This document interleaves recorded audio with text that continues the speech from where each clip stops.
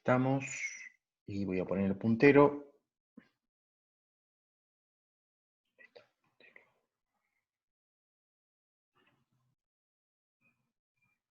Bien, me escuchan bien, ¿no? Bueno, ahora vamos a seguir con esta parte de la historia, que yo sé que a ustedes les apasiona esta parte, eh, pero ya yendo un poco más a nuestro continente y particularmente a nuestro país, ¿no? ¿Qué es lo que pasó en los últimos cientos de años? eh, y cómo llegamos un poco a la agricultura que tenemos hoy. Bueno, básicamente, seguramente esto ya lo conocen, de, de clases de historia, se habrán cansado, pero bueno, es parte también de la historia de la agricultura. Para eso tenemos que remontarnos a los principales pueblos originarios que existían al momento de que comenzaran la colonización de los españoles, de los europeos en general. Los principales imperios o pueblos eran el imperio inca, que fue el que más se expandió, sobre todo sobre los Andes, y hacia finales, en la época que Colón llegaba a América, también ellos estaban expandiéndose hacia el sur de hacia el sur, digamos, del continente americano, llegando al norte de Argentina. Después tenemos dos continentes, el azteca y el maya, que el maya prácticamente se extinguió cuando igualmente llegaron los europeos, en parte por guerras con el imperio azteca. Esos eran los principales grupos o etnias, digamos, originarias, pero claramente había muchísimas más, pequeños grupos o poblaciones. Acá tienen, fíjense, esto es un poco algunas de las comunidades que se habían establecido en nuestro país, lo que actualmente es Argentina, antes de que llegaran las colonizaciones, Colón y los españoles. Fíjense la gran cantidad de pueblos, tehuelches, mapuches, yaguitas, charrúas, que son actualmente como se conoce a los uruguayos, guaraníes, bueno, entonces cada uno de estos poblados claramente tenía sus tradiciones y su forma de alimentación. En general hay que decir que la mayoría de estas comunidades, pueblos, eran básicamente recolectores y cazadores, y domesticaron muy pocas especies, sobre todo las comunidades del sur. Ya si nos vamos al norte, la historia cambia totalmente, o sea, si ya nos vamos a lo que son los guaraníes y los pueblos del noroeste de nuestro país, vendría a ser actualmente estos que dicen puneños, eh, esos dos grupos claramente estaban de alguna forma más avanzados en lo que era la agricultura, se habían asentado en pueblos con mayores poblaciones, y hacían ya una agricultura de especies nativas, ¿no? De hecho, si nos hablamos del grupo que probablemente haya avanzado más en la agricultura, los pueblos estos del noroeste del país, que cultivaban al maíz, zapallo, quinoa, entre los principales cultivos, papa también, y hasta tenían un sistema desarrollado de terrazas y regaban los cultivos. O sea, que tenían una agricultura muy avanzada antes de la llegada de los españoles.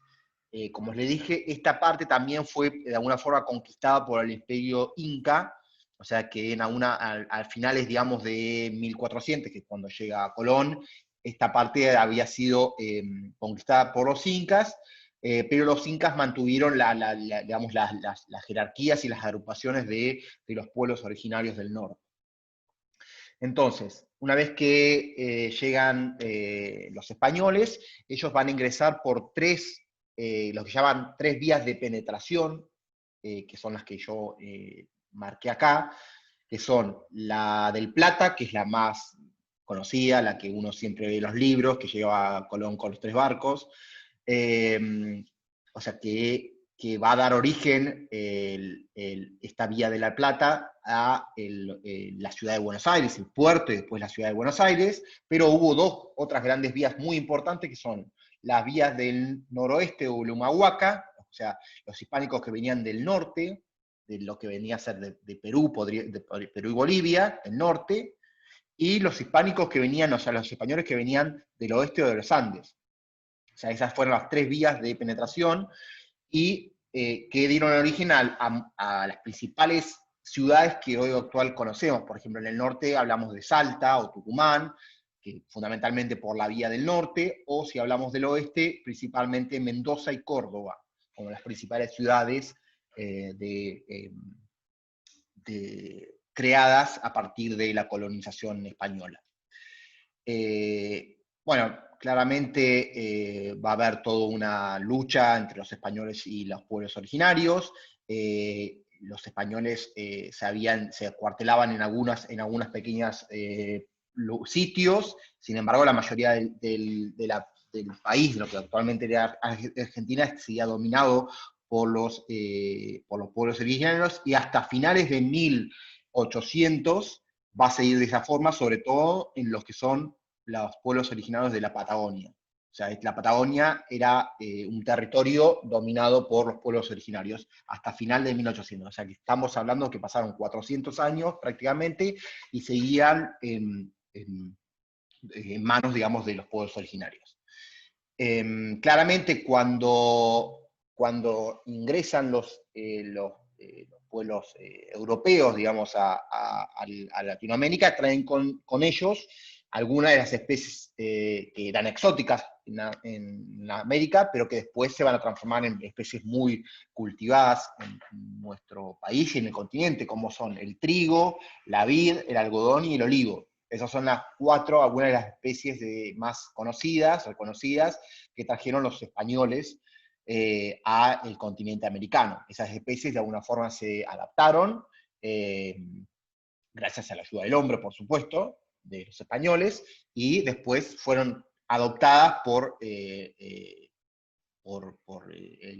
pueblo argentino y los pueblos latinoamericanos, digamos.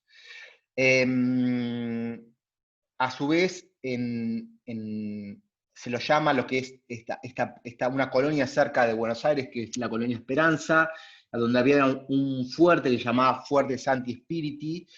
Se lo reconoce como la cuna de la agricultura rioplatense, porque fue la primera vez que se cultivó trigo en lo que sería después el continente, lo que sería después Argentina, y a partir de ahí el trigo nunca se dejó de cultivar en Argentina, o en América en general. Después, obviamente, la evolución del trigo, el mejoramiento del trigo fue mucho posterior, digamos que se cultivaba en forma, lo mantenían los propios pobladores sin ningún tipo de selección de lo que habían traído de Europa. Ahí está entonces este fuerte Santi Espíritu que se reconoce en la fecha 1527, o sea, unos años después de la colonización.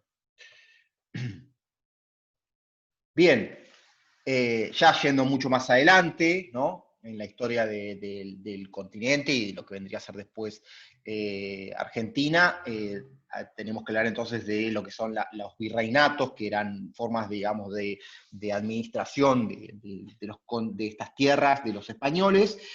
Al principio, todo lo que eran las tierras que habían avanzado los españoles estaban dentro de lo que era el virreinato del Perú. Después, más adelante, aparece lo que se llama el Virreinato del Río de la Plata, que en fines de 1700, que venía a ser, que anexaba todo lo que separaba del Virreinato del Perú. Básicamente, en la época del Virreinato de Perú y parte del Virreinato del Río de la Plata, la forma, digamos, la agricultura o la ganadería era fundamentalmente crianza de mulas. Las mulas se movían hacia lo que sería Potosí en Bolivia para traer plata. La plata la traían desde Potosí y la llevaban hasta el puerto de Buenos Aires, o sea que hubo una crianza de mulas para el movimiento.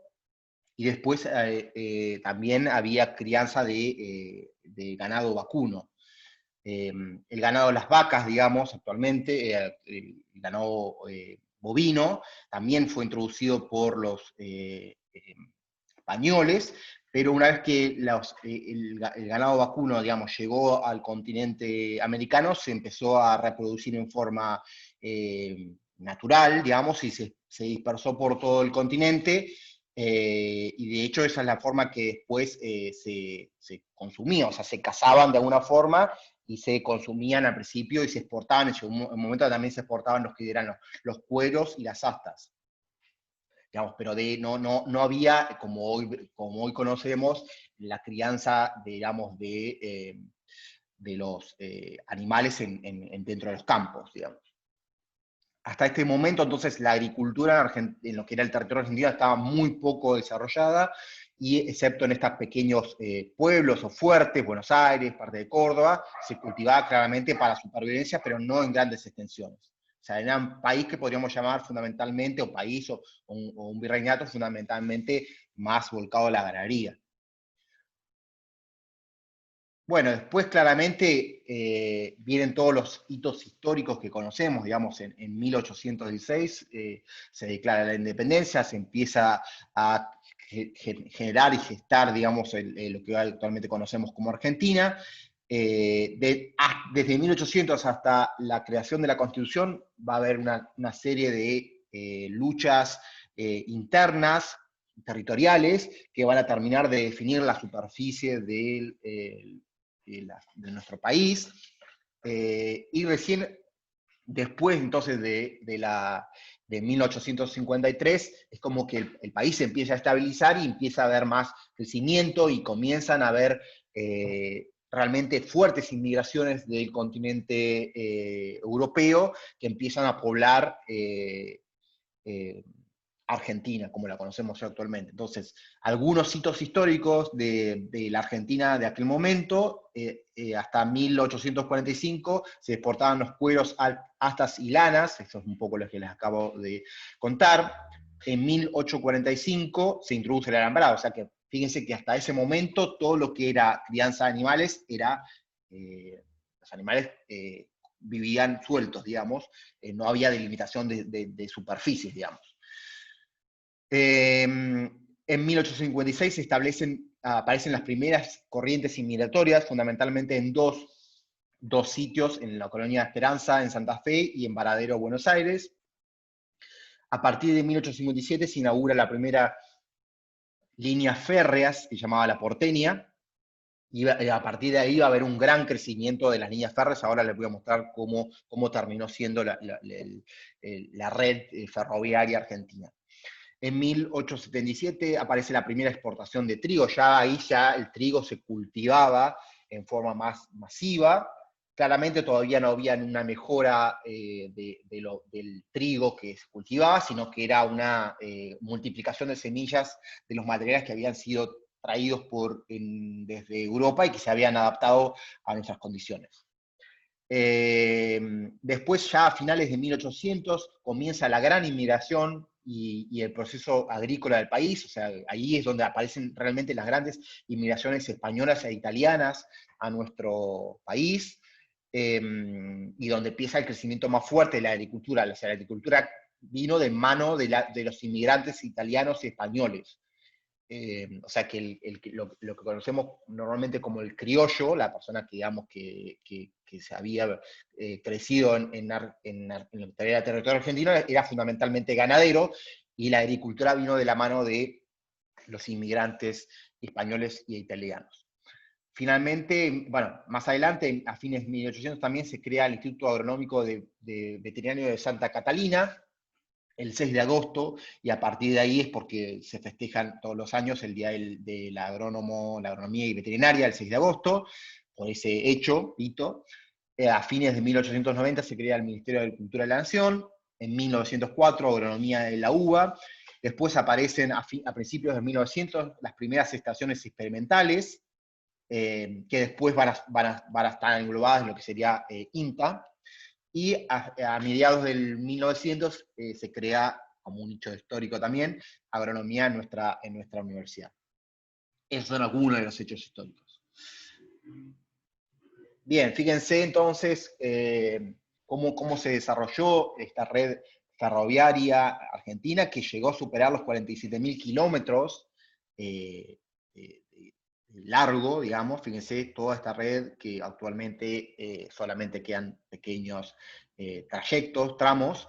Esta gran red fue de alguna forma construida por capitales ingleses y franceses, que fueron los que de alguna forma desarrollaron toda esta red, y lo que hacían claramente era centrar toda la red en Buenos Aires, donde se llevaba, donde desde el puerto se iban todas las exportaciones de vuelta, o sea, hacia el continente europeo, digamos. A su vez, gracias al tren, también hubo una gran difusión del molino del viento, porque los molinos de viento lo que hacían eran, en ese momento las locomotoras eran a vapor de agua y necesitaban abastecerse de agua, entonces los molinos de viento, que después claramente se utilizaron también como fuente de agua para los animales, se distribuyeron gracias a los molinos de agua, digamos, a los trenes, digamos, a la red ferroviaria.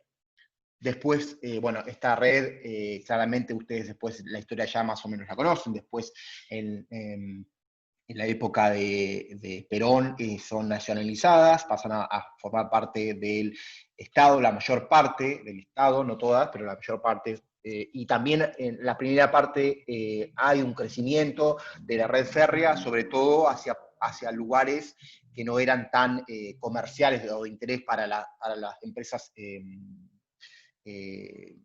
inglesas y francesas, digamos. O sea, no eran de interés, pero sí para fomentar la conexión en el país, aparecieron esos tramos. Bien, después, claro, algunos hitos también importantes que llevaron a la agricultura de hoy, fundamentales en el mundo, no solamente en Argentina, claramente, la mecanización, o sea, primero todo lo que era lo que era cultivo y movimiento de la tierra era a través de tracción a sangre, y luego aparecen finalmente la mecanización, lo que claramente aumentó la productividad. En 1837 aparece el primer arado de reja y vertedera, fue desarrollado por John Deere. Después aparece la espigadora, más tarde la sembradora de maíz, bueno, después el arado de disco, la trilladora de vapor, y finalmente en 1900 el tractor. O sea, esos son algunos, claramente, hechos históricos de mecanización agrícola que ayudaron a la evolución de la agricultura en nuestro país también. Bueno, en lo que hace a las zonas productivas de nuestro país, el país se distribuye en distintas llamadas ecorregiones. Cada una de estas regiones o ecorregiones tiene características particulares de relieve, de clima, de hidrografía, de vegetación, de fauna y de flora natural, digamos. Entonces, el país podemos dividirlo en estos ambientes, que son, en realidad son 18 contando el mar Argentino y la Antártida, pero serían básicamente 15 distintas ecorregiones, y generalmente dentro de cada una de estas ecorregiones hay siempre un parque nacional o una reserva natural que lo que pretende hacer, esto pasa en todo el mundo, ¿no? Pero lo que pretende hacer es conservar la biodiversidad de cada uno de estos ambientes para poder preservar las especies, tanto animales como vegetales, de esos ambientes. O sea, si ustedes se ponen a pensar, seguro que conocen algunos de estos parques nacionales distribuidos a lo largo y a lo ancho de nuestro país. El parque Nahuel, después tenemos reservas naturales también en La Pampa, en Buenos Aires, en el norte también. O sea, hay parques naturales y reservas que son pequeños relictos, algunos mejor conservados que otros, de la biodiversidad de estas ecorregiones. ¿Y por qué es importante conocer estas ecorregiones? Porque claramente lo que es la agricultura que actualmente conocemos se ha desarrollado sobre esos distintos ambientes. Básicamente, fíjense, la región, lo que conocemos como la región pampeana, que es la región más productiva y donde se producen la mayoría de nuestros granos, está asentada sobre fundamentalmente dos de estas ecorregiones, que son la 11 y la 12. La 11, si vamos acá, se llama espinal, y la 12 es la que es conocida como pampa. Entonces, fíjense que el espinal es la parte, bordea toda la región pampa, y la Pampa tendría todo lo que sería gran parte de Buenos Aires, parte también de Córdoba, Santa Fe y Entre Ríos. Esas son las dos grandes regiones en donde se localiza la mayor productividad de nuestro país. Claramente hay otras regiones, fíjense que acá en el norte también tenemos esta gran región que es la 5, que es el Chaco seco, el Chaco húmedo, o sea, hay otras ecorregiones importantes, pero claramente en esta lo que se llama la región pampeana es donde se concentra la mayor producción. Y si tenemos que caracterizar brevemente a estos ambientes, en principio el ambiente del espinal, que es este exterior, se caracteriza como un ambiente seco y templado, o sea, el clima es templado. Y si nos vamos a la región Pampa, que es la más productiva, el clima es templado y es húmedo a subhúmedo. Húmedo cuando nos vamos más hacia el este, y si nos vamos más hacia el oeste, tiende a ser más subhúmedo. Digamos, eso es un poco una caracterización rápida de estos ambientes. Si nos vamos entonces hacia otros ambientes o ecorregiones del país, tenemos hacia el sur ambientes más áridos y fríos. Si nos vamos más hacia el oeste, tenemos ambientes más áridos y templados. Entonces, esta es la región 13. Después arriba tenemos un ambiente subtropical, subhúmedo a semiárido, o subtropical húmedo. Más hacia el noreste tenemos un ambiente cálido y húmedo. O sea, esos son básicamente la diversidad de ambientes que tenemos en Argentina, que es una gran diversidad de ambientes. Eso posibilita el cultivo de una gran cantidad de cultivos, esta gran diversidad de ambientes. A su vez, asociados a estos ambientes hay también, en general, por supuesto que esto es una generalidad, suelos en nuestro país. Fíjense que en lo que es la región pampeana, en general los suelos de nuestro país son molisoles. Si nos vamos más hacia el oeste, los suelos tienden a ser entisoles. Hacia el sur, lo que sería la Patagonia, aridisoles. Y después tenemos todo un borde acá en el noreste, que vendrían a ser vertisoles, o sea, con esas arcillas expandibles. Y después tenemos alfisoles en el norte del país. Esa es una caracterización rápida de las condiciones de nuestros ambientes. Bueno, ya yendo un poco a cómo ha sido la evolución de la producción de granos en Argentina. Cuando hablamos de granos, entonces estamos hablando de cereales más oleaginosas, los dos grupos son granos.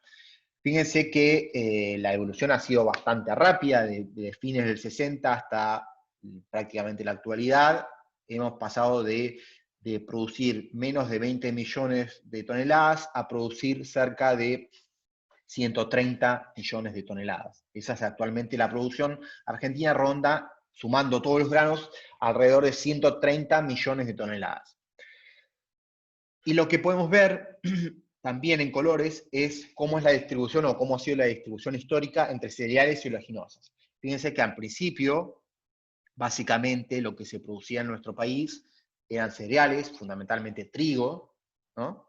Fíjense en toda la primera parte hasta prácticamente finales de 1900, sí, más o menos, la mayoría de lo que se producía eran cereales y pocas oleaginosas.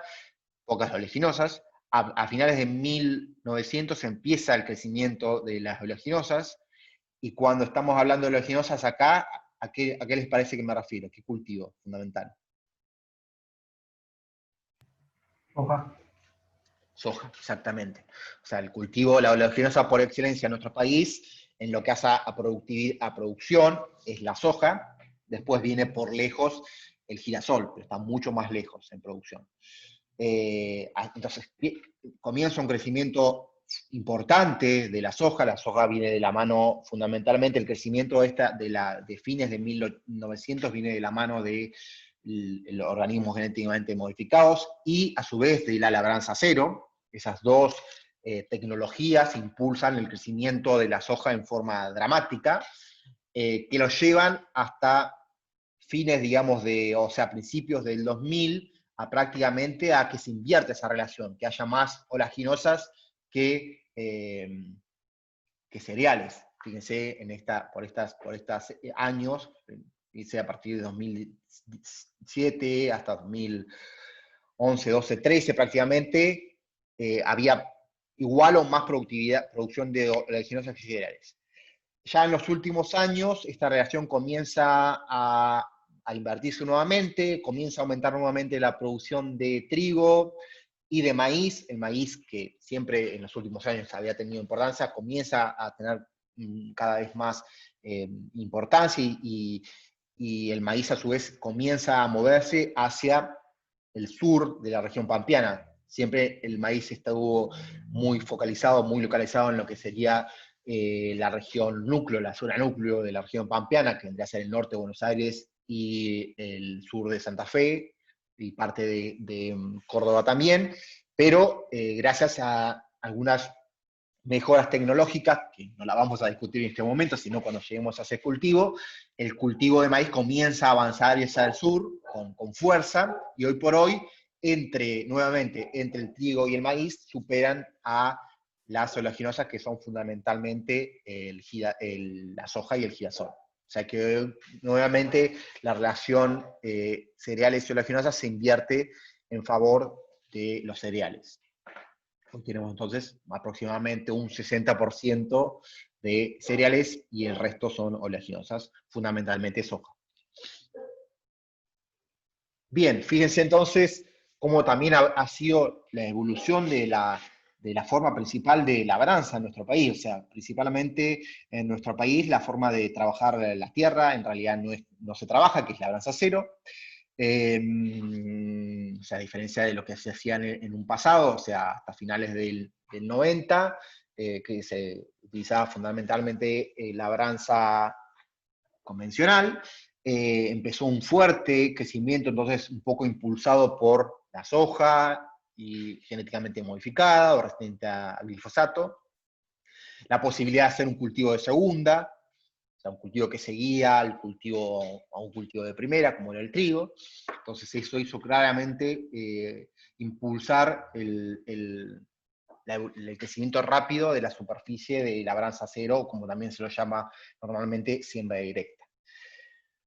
Fíjense que en el mundo hay aproximadamente 110 millones de hectáreas, de las cuales la mayoría están concentradas en América, el continente americano, fundamentalmente entre lo que es Estados Unidos, que es América del Norte, 40 millones, y 50 millones estarían entre Brasil, América del Sur, o sea, los cuales está claramente importante es Brasil y Argentina, como los países que más superficie tienen destinado a la labranza cero. Y acá a su vez lo podemos ver por cultivo, cómo ha sido la evolución por cultivo. Claramente la soja, por una cuestión de superficie, es la que más ha aumentado. En los últimos años ha habido una caída en lo que es la labranza cero, sobre todo asociado a qué. ¿A qué les parece que esto está asociado la caída en la superficie sembrada con labranza cero en Argentina en los últimos años? Hablamos de las últimas 5 campañas. ¿Qué les parece? Y de la presión impositiva, retenciones, ¿podría ser o no? Está asociado, no necesariamente con eso, sino está asociado a una problemática que surge de la mano de la labranza cero, o la siembra directa.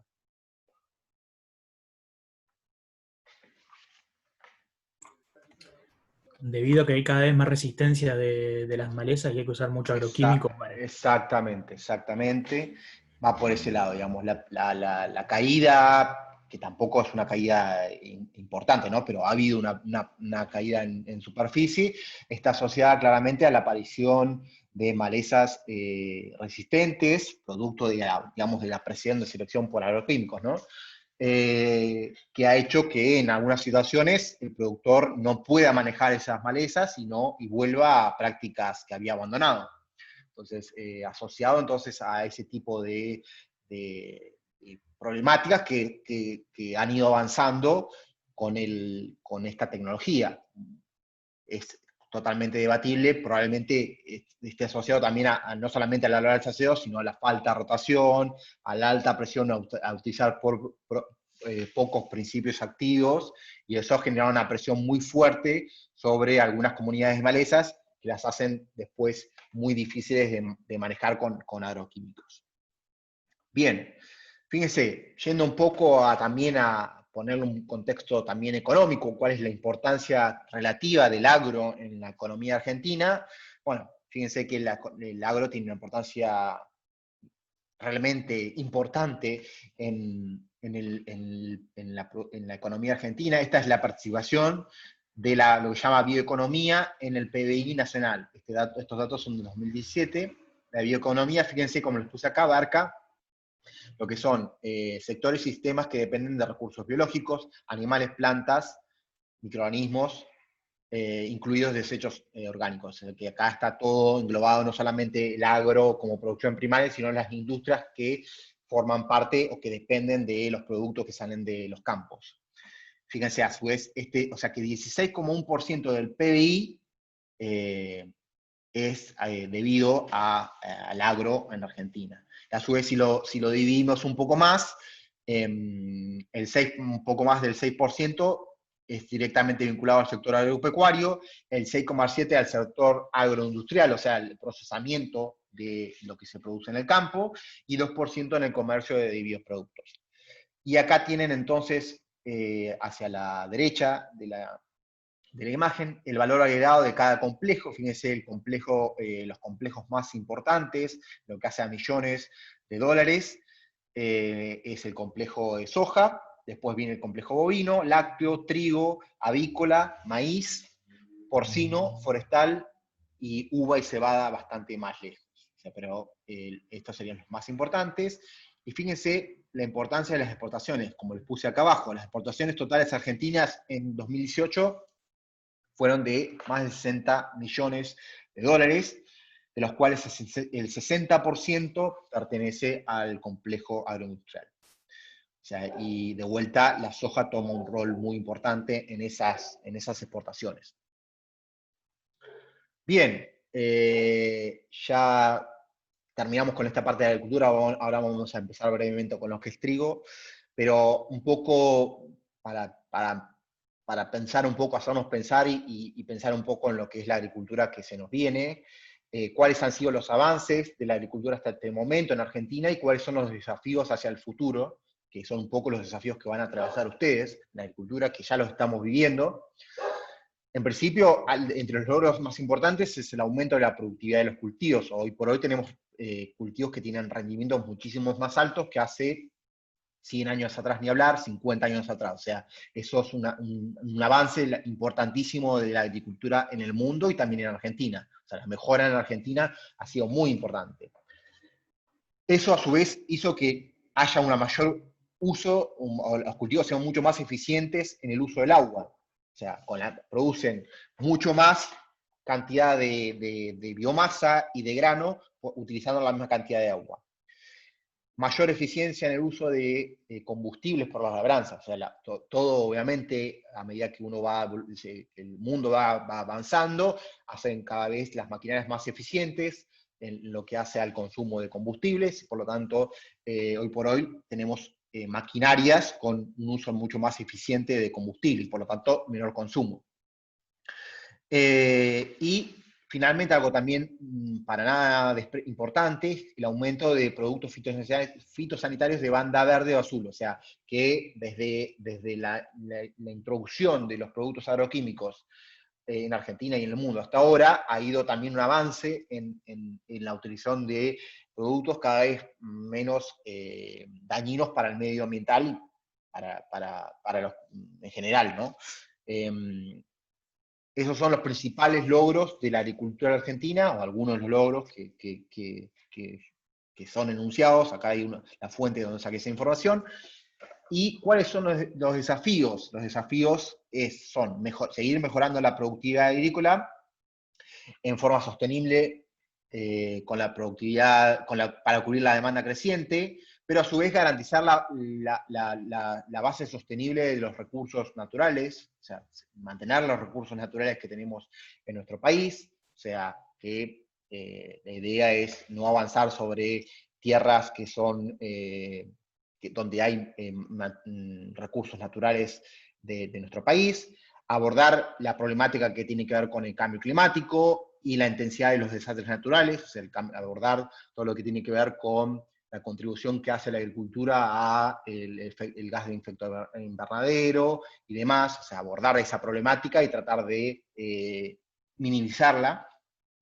Y como otro punto importante es prevenir las plagas y enfermedades transfronterizas, o sea, el movimiento que hay de plagas y enfermedades que vienen a través del movimiento de granos desde otros países o continentes.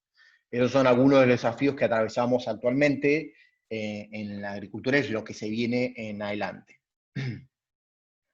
Bien, vayamos en esta última parte de esta clase, en lo que hace específicamente al cultivo que le vamos a destinar varias clases, que es el trigo, y particularmente a una de las especies de trigo, que es Triticum aestivum, que es el trigo PAM.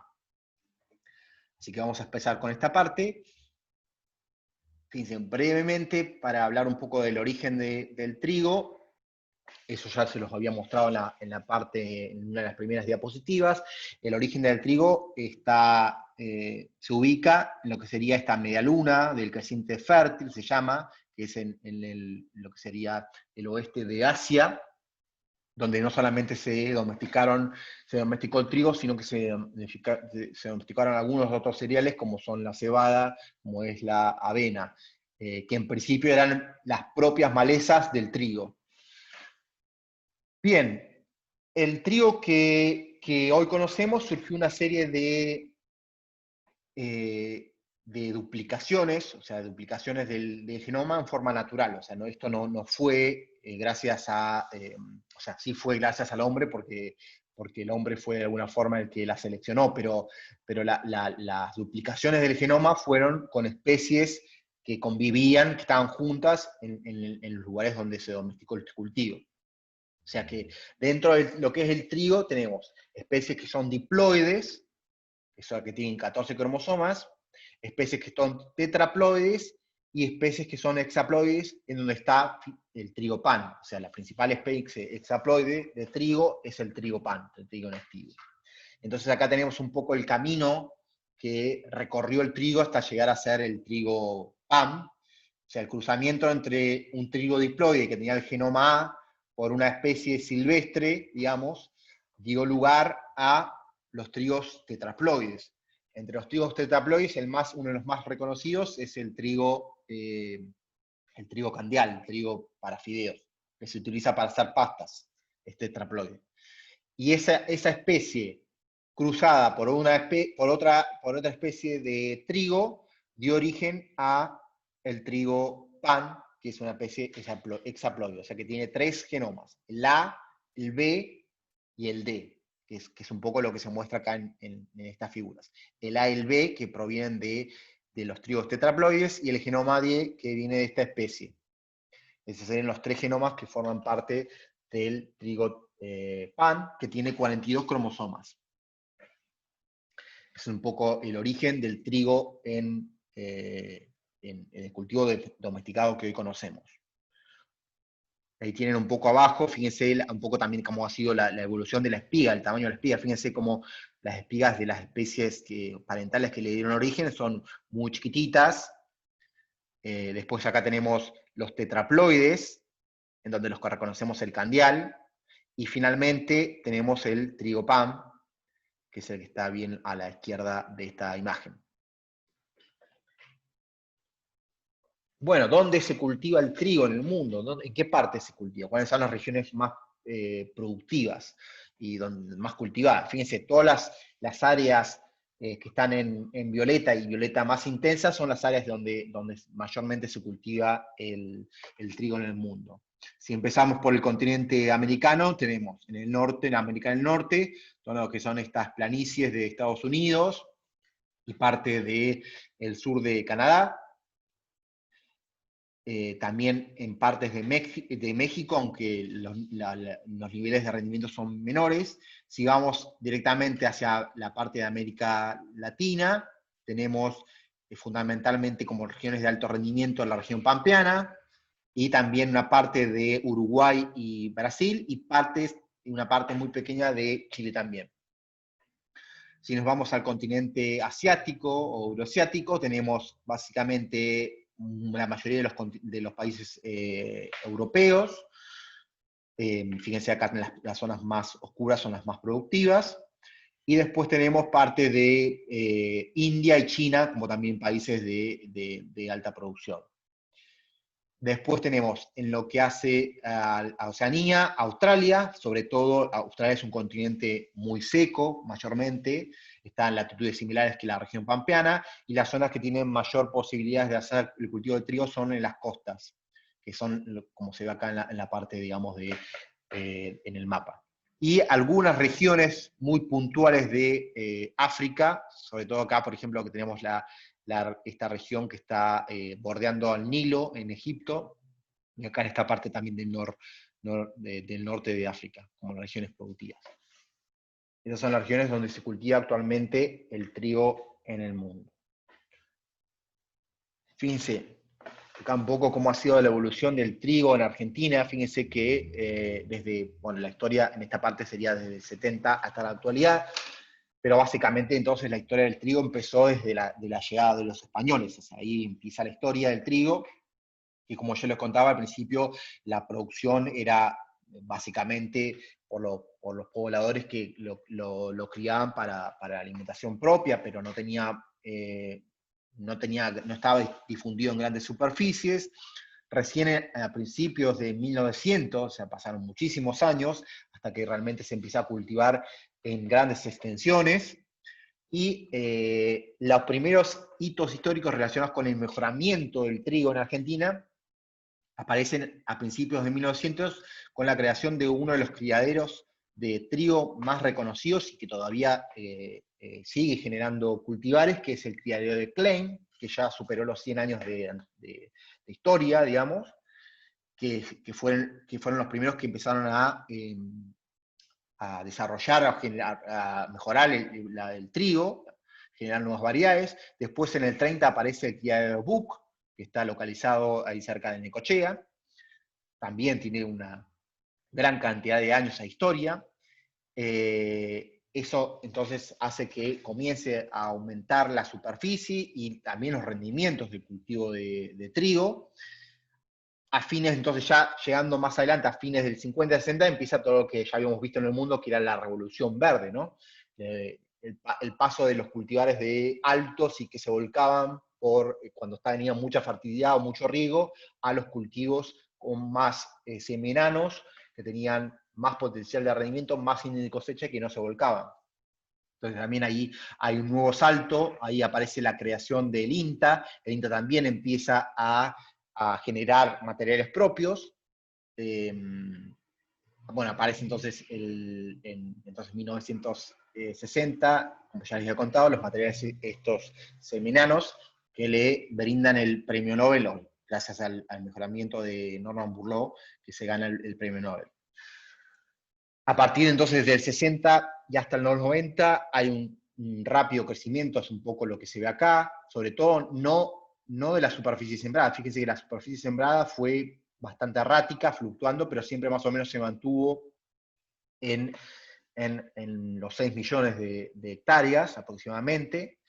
Pero sí lo que se ve claramente que aumenta es esta curva roja, que son los rendimientos. O sea, comienza una escalada de los rendimientos importante, fundamentalmente gracias a la mejora de los trigos estos seminanos, y a fines de los 90 comienza también, que hay un importante crecimiento, comienza la incorporación del germoplano francés.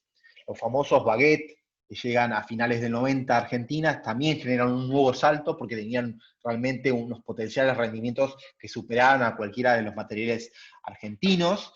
Entonces se empezaron a cruzar los materiales argentinos con los franceses, y eso también genera un nuevo salto en lo que hace a mejor rendimiento, que vendría a ser esta parte de la curva.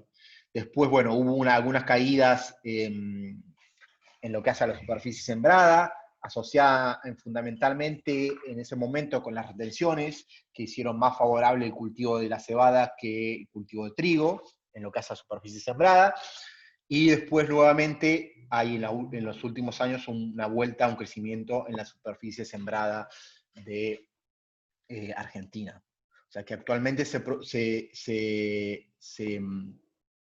cultivan más de 6 millones, prácticamente 7 millones de hectáreas de trigo, con un rendimiento promedio que supera los 3.000 kilos por hectárea. De todas formas, estamos bastante lejos de los rendimientos potenciales que podríamos llegar a tener. Si los comparamos con los países europeos, fundamentalmente, que tienen rendimientos promedios cercanos a las 6.000, 7.000 kilos. Ahí, además de que tienen unos cultivares de trigo muy rendidores, también hay otra variable que no hay que despreciar, que es que la diversidad de ambientes que tenemos en Argentina es mucho mayor. Por lo tanto, hoy por hoy el trigo se cultiva en ambientes con alto potencial, pero también se cultiva en ambientes con muy bajo potencial, como pueden ser nuestros ambientes, digamos. Entonces, eso hace que los promedios sean mucho más bajos que, por ejemplo, los promedios franceses o ingleses. Bien, acá está un poco cómo ha sido la evolución del rendimiento. Fíjense, desde cómo pasó al principio, desde 1900 hasta 1960, cuánto era la ganancia de kilogramos por hectárea por año, desde aproximadamente 12 kilogramos por hectárea por año, que eran trigos altos, y a partir de 1960 aparecen los trigos semiranos. Fíjense cómo cambia la evolución, la pendiente, aproximadamente 34 kilogramos por hectárea por año fue la evolución. Bueno, y acá, para recabar toda esta información, también tenemos fuentes locales, valiosas de información de producción nacional de cereales y oleaginosas, que también se las quiero mostrar brevemente. Básicamente tenemos las estimaciones agrícolas del Ministerio de Agroindustria, que tienen buena información de nuestro país, y la Bolsa de Cereales de Buenos Aires. También hay otras bolsas que tienen muy buena información, como la Bolsa de Comercio de Rosario, la Bolsa de Cereales de Buenos Aires de Bahía Blanca también tiene buena información, pero ahora les voy a mostrar, la Bolsa de Cereales de Buenos Aires tiene buenas informaciones de avance, de estadísticas. Ahora les voy a mostrar un poco esa información. Esperen que saco este puntero. Ya estamos terminando, no se me vayan. Hoy lo quise buscar, pero estaba caída la página del Ministerio de Agricultura. Vamos a ver si ahora mejoró en algo o no. No sé por qué no me deja, no sé cómo hacer. Ahí está. ¿Cómo hago para sacar esto? Bueno, esta es la página del Ministerio de Agricultura, fíjense. Está. Acá está el sitio, Ministerio de Agricultura. Tienen un montón de... No, esta es la parte, a ver, esta sería la página del Ministerio de Agricultura, ahí está. Esta sería la página del Ministerio de Agricultura, donde entrarían, ponen Ministerio de Agricultura, Ganadería y Pesca o Minagri, y llegan a esta página. Tienen un montón de información sobre agricultura, y fíjense, bueno, frutas y verduras, vino argentino, además, y tienen algunos servicios, monitoreo de mercados, y acá dice informes técnicos y estimaciones. Hay que ingresar acá, y dentro de esta parte, en agrícolas, fíjense que tiene alimentos y bebidas, biocombustibles, informes diarios, lácteos, bueno, demás. Habría que ingresar acá, y supuestamente debería ingresar, pero hoy quise hacerlo y se quedaba pensando y girando la rueda y no ingresaba. Pero créanme que está por ahí, que está ahí el sitio. No entra, está caído el sitio, no importa. Pero bueno, es ahí, y van a ver que cuando ingresen les va a ser muy fácil, es parecido. O sea, van poniendo el cultivo, la serie de años, y no, está caído. Ahí les aparece la información que quieren buscar sobre los cultivos de nuestro país. Y finalmente tenemos esta otra fuente de información que es muy valiosa, que es la Bolsa de Cereales de Buenos Aires, tienen de todo. Esta también la han organizado recientemente la página, y hicieron mucho más vistosa, más agradable a la vista.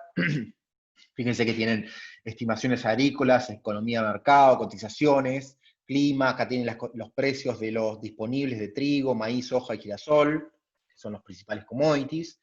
Y si vamos acá a estimaciones agrícolas, fíjense, acá tenemos el último informe, es del 3 del 9, generalmente son quincenales. Acá tienen, por ejemplo, vamos a bajar a ver si lo baja.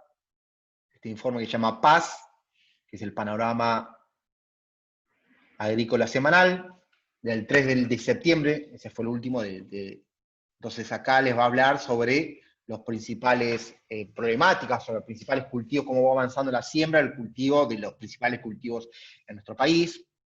Entonces fíjense que acá dice lluvia registrada sobre el centro y el sur del área agrícola, mejora en el estado hídrico del trigo y girasol, o sea, porque, como saben, estábamos atravesando, sobre todo en lo que era el norte, una época de sequía en nuestro país, pero bueno, aparentemente vamos a ver cómo sigue el pronóstico, pero con estas lluvias de la última semana se recompuso un poco la situación.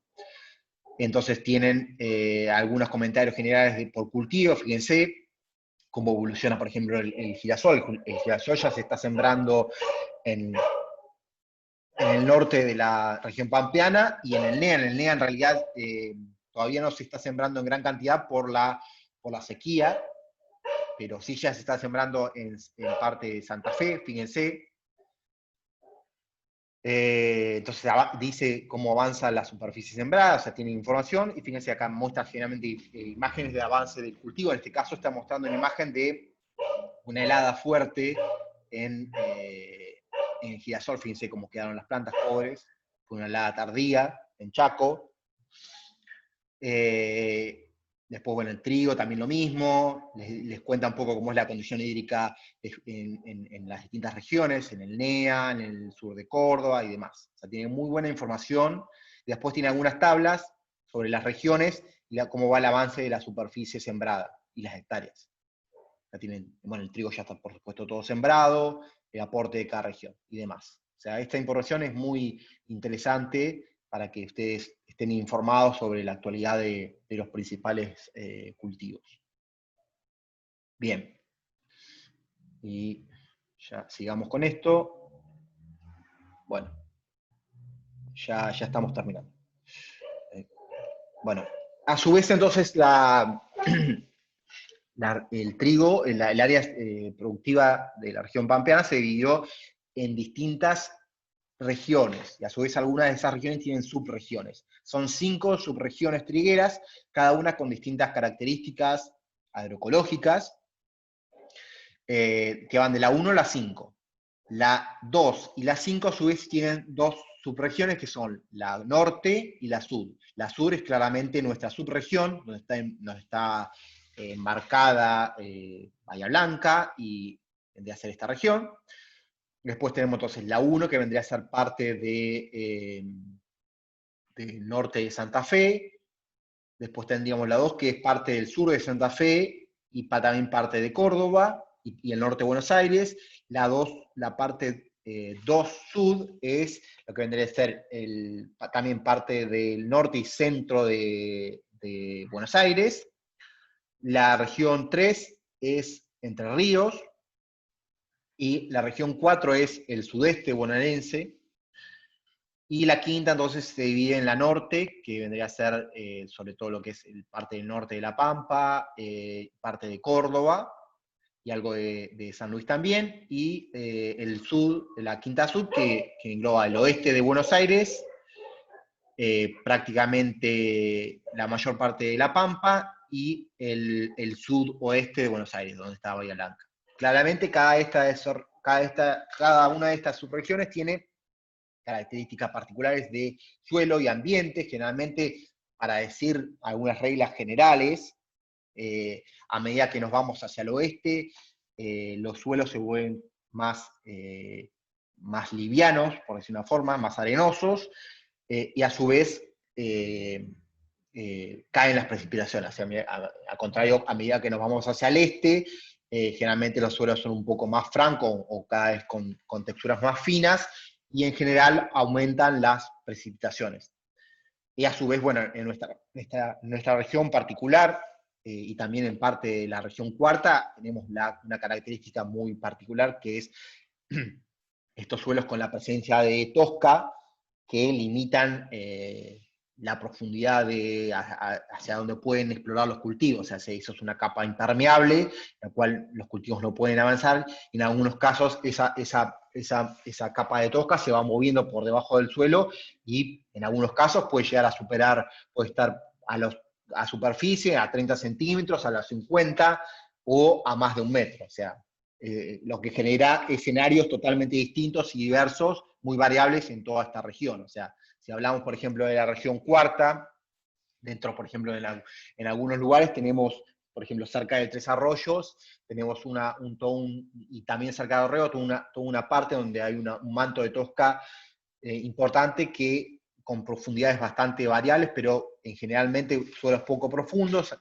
Cuando uno se va más hacia la costa de esta subregión, los suelos empiezan a ser más profundos, entonces claramente las características de ese ambiente cambian totalmente. En un caso, la acumulación de agua está limitada, en otro caso es mucho mayor. Bueno, entonces, ¿cuál es un poco la importancia relativa de cada una de estas subregiones? En general, acá tienen está sacado esta página del trigo argentino, cómo ha sido en los últimos años la importancia relativa de cada subregión. Generalmente la subregión cuarta y la quinta sur, que es la nuestra, son regiones muy importantes, que aportan, fíjense que son estas dos que están acá. La cuarta es este azul oscuro, y la quinta sur es este colorado, este rojo que está acá, que ha variado, pero fíjense que en los últimos años también tiene importancia relativa, estas dos subregiones. También muy importantes son las regiones 2 norte y 2 sur. Esas serían las 4 regiones más, subregiones más importantes de producción de trigo en Argentina. Y si hilamos aún más fino, cuáles son los partidos con mayor productividad en Argentina, aparecen en lo que es Córdoba-Santa Fe, los partidos de San Justo, que son los que aparecen por acá, ¿no? Los que aparecen con el color más oscuro. San Justo, Unión, Marcos Juárez y General López. Si nos vamos hacia el sudeste de la provincia de Buenos Aires, aparecen el partido de Tres Arroyos, San Cayetano y Necochea. Y si nos vamos hacia el oeste de la provincia de Buenos Aires, aparecen Alsina, Puan, Coronel Dorrego, Coronel Pringues y Suárez, que son las zonas más de influencia de la universidad también. Esos son los partidos o departamentos más productivos, de mayor importancia en lo que hace a trigo. Bueno, esta es la última, ya estamos terminando, que mostraba un poco cómo era que ya se los acabamos de mostrar también en la página de la Bolsa de Cereales de Buenos Aires, que muestra un poco, acá está dividido de otra forma, como más, no en las subregiones, sino que está dividido, fíjense, en el NOA, el NEA, el centro de Buenos Aires, de norte de Córdoba, sur de Córdoba y demás. Pero bueno, muestra cómo es la superficie en 2019-2020, o sea, el año pasado y este año, cuál es el porcentaje sembrado hasta este momento. Claramente ya se sembró todo, y generalmente les contaba un poco cómo está la situación, porque es importante que ustedes empiecen a partir de ahora a ubicarte espacialmente y temporalmente con los cultivos. O sea, hoy por hoy, en septiembre, estamos atravesando, dependiendo del sitio, cultivos de trigo en la etapa de macollaje, generalmente, los que se sembraron sobre todo hacia el sur. A medida que nos vamos hacia el norte de la región pampeana, los cultivos están atravesando la etapa de encañazón, fundamentalmente. O sea, están más avanzados porque se sembraron antes también. O sea que es un poco, empiecen a tomar un poco el contexto, digamos, del cultivo en el país, que se empiecen a ubicar temporalmente con las distintas etapas del cultivo. Esta es una imagen, fíjense, de 30 de agosto, Buenos Aires, de un cultivo, esto fue de del 7 de agosto, en realidad sí, 7 de agosto. No, eso está mal, en realidad es el 7 de septiembre. Fíjense, porque la foto dice el 28 de agosto, 26 de agosto, el cultivo estaba en estado de macollaje. O sea que básicamente, para que tengan una idea, en general, como les contaba recién, en general, lo que es el sudeste y sur de la región pampeana, los trigos vienen con buen estado hídrico y de crecimiento. Hacia el centro y el norte la situación está bastante más complicada, en un momento estuvo muy complicada, pero ahora, gracias a las lluvias de la semana pasada, un poco se recompuso, hay que ver un poco la evolución, pero ya la proyección de este año ha caído un poco debido a esa situación. Y bueno, eso es básicamente lo que quería contarles en esta clase, así que con esto estaríamos terminando. Así que ahora le dejo el espacio si quieren hacer alguna consulta o pregunta, y si no, terminamos acá.